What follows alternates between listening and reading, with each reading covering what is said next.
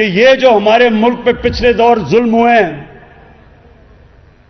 इन दोनों के 10 सालों में मुल्क में हमारा जिसको हम अपना एलआई कहते थे, हमारा दोस्त, वो यह बमबारी करता था, ड्रोन अटैक्स करता था। पाकिस्तान में ड्रोन अटैक्स होते थे। दोनों हुकूमतें, आसिफ जरदारी और नवाज शरीफ, दोनों मजम्मत करते थे और अंदर से दोनों ने इजाजत दी हुई थी। मेरे होते हुए क्यों नहीं कोई ड्रोन अटैक होता?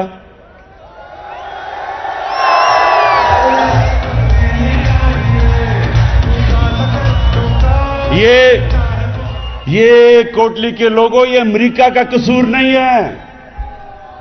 अमेरिका को बुरा भला नहीं कहना चाहिए। हमारे अपने लोगों ने इजाजत दी हुई थी अपने लोगों पे बमबारी करने की, और मुनाफिकत, पब्लिक में मजम्मत, और उनको इजाजत दे रहे हैं। एक और किताब है, ये भी नौजवानों ये भी नोट कर लो। एक किताब है ओबामा's वॉर, बड़े सहाफी ने लिखी हुई है, उसका नाम है बॉब वुडवर्ड। उस किताब में क्या लिखा हुआ है कि जरदारी बात कर रहे हैं अमेरिकी जनरल से। वो अमेरिकी जनरल तासुर दे रहा है कि जनाब ड्रोन अटैक से आपके बेकसूर लोग भी मर जाते हैं। तो उस किताब के अंदर जरदारी का जवाब है कि कोलैटरल डैमेज से मुझे फर्क नहीं पड़ता। यानी कि कोलैटरल डैमेज का मतलब कि अगर आपकी बमबारी से हमारे बेकसूर औरतें, मर्द, बच्चे मर जाते हैं, मुझे नहीं फर्क पड़ता। ये उस किताब में लिखा हुआ है। ये क्यों है? क्योंकि इनकी वफादारी इस मुल्क से नहीं है, अपने पैसे से है जो बाहर पड़ा है। और इसलिए ये कश्मीर की बात ना करेंगे, ना करी है।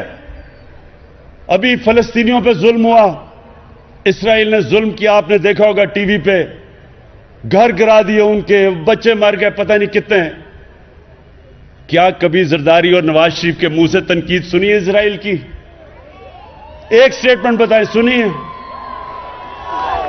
जिस तरह कभी आरएसएस का ये नाम नहीं लेंगे, ये कभी तनकीद नहीं करेंगे, इसलिए कि जब आपका करप्शन का पैसा बाहर मुल्क में पड़ा हो, आप उस पैसे के गुलाम बन जाते हैं।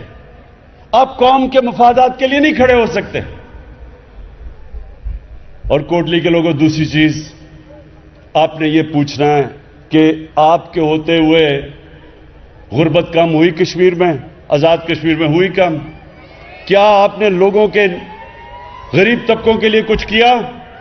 मैं आज आपको कह रहा हूं कि हमारे 2 प्रोग्राम आ रहे हैं। एक है कामयाब पाकिस्तान और दूसरा है एहसास।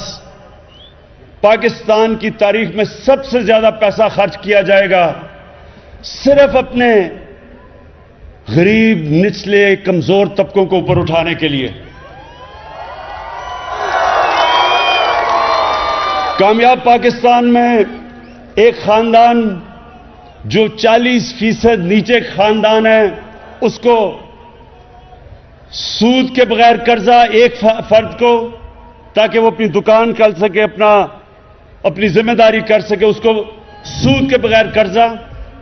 दूसरा, उस खानदान को हमारा नया पाकिस्तान हाउसिंग है, उसमें हम माइक्रो फाइनेंस के जरिए बिल्कुल सस्ते कर्जे देंगे ताकि वो अपना घर बना सकें। ये पहली दफा पाकिस्तान में होगा। तीसरी चीज कि वो एक घर के अंदर एक फर्द को टेक्निकल एजुकेशन देंगे ताकि वो अपनी कोई नौकरी और हुनर सीख सके। आजकल कंप्यूटर एज है, बड़े आसानी से इंफॉर्मेशन टेक्नोलॉजी के अंदर अगर ट्रेनिंग मिल जाए तो वो बड़े आसानी से पैसे कमा सकते हैं। और फिर हेल्थ कार्ड, हर निचले खानदान को हेल्थ कार्ड मिलेगा, 10 लाख रुपया किसी भी अस्पताल में जाके अगर कोई बीमार हो इलाज करवा सकता है। और फिर एहसास प्रोग्राम दिसंबर में शुरू हो रहा है। निचले 40% खानदानों के लिए जो महंगाई आई है दुनिया में इस वक्त, 40% खाने पीने की चीजें महंगी हुई हैं जब से ये कोरोना हुआ है। तो उसके लिए हम 40% नीचे खानदानों की खाने पीने की चीजें, घी, दाल, चीनी, आटा, इसके लिए डायरेक्ट सब्सिडी देंगे उनको, ताकि इनको सबसे सस्ती खाने पीने की चीजें मिलें।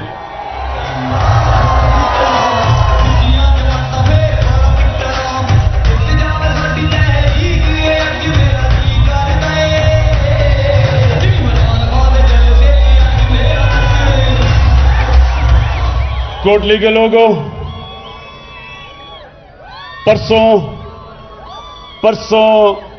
आपने वोट अपनी देनी है, ये समझे कि इस वोट से आपने अपना मुस्तकबिल बदलना है। क्योंकि सिर्फ यही नहीं कि मैंने जो दो चीजें आपको बताई, कि एक तो सारे कश्मीरियों का इस वक्त जो मकबूजा कश्मीर में जिस तरह दिलेरी से जद्दोजहद कर रहे हैं हमारे नौजवान, एक तो हमारा सारा दिल उनके साथ है, दुआएं उनके साथ हैं, और केस इंशाल्लाह मैं उनका लड़ूंगा। लेकिन दूसरी कि हमने अपने मुल्क में लोगों को गुर्बत से निकालना है, जिस तरह चाइना ने अपने मुल्क में लोगों को गुर्बत से निकाला पिछले 30 साल में। और उसके बाद जो मैंने कश्मीर में देखा है, हमने जब पख्तूनख्वा के 5 साल 2013 और 2018 के बीच में, जब वो सूबे में सबसे तेजी से गुर्बत कम हुई थी पख्तूनख्वा में, उस एक वजह यह थी कि हमने वहां टूरिज्म बहुत तेजी से बढ़ाई। 5 सालों में टूरिज्म दुगनी से तिगनी कर दी पख्तूनख्वा में। उसी तरह आजाद कश्मीर, ये एक अल्लाह ने आपको खूबसूरत तरीन इलाका दिया है। अब इसके ऊपर हम इंशाअल्लाह टूरिज्म पे जोर लगाएंगे, और उसकी वजह से इंशाअल्लाह आपके नौजवानों को बाहर नौकरियां ढूंढने नहीं जाना पड़ेगा।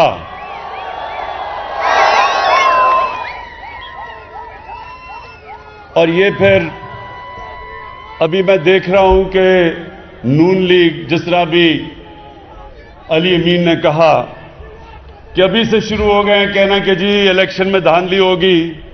ये वैसे कमाल धांधली होगी, अंपायर आपके, गवर्नमेंट आपकी, इलेक्शन कमीशन आपकी, अमला नीचे सारा आपका, केयरटेकर गवर्नमेंट भी नहीं, अपनी गवर्नमेंट बैठी हुई है नून लीग की, और धांधली तहरीक इंसाफ करेगी।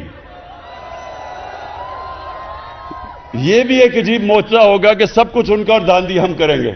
इंशाअल्लाह 25 तारीख को एक बहुत बड़ी तब्दीली आएगी आजाद कश्मीर में, और उस तब्दीली के बाद फिर मैं कोटली में आके आपसे मुलाकात करूंगा। पाकिस्तान जिंदाबाद, कश्मीर जिंदाबाद।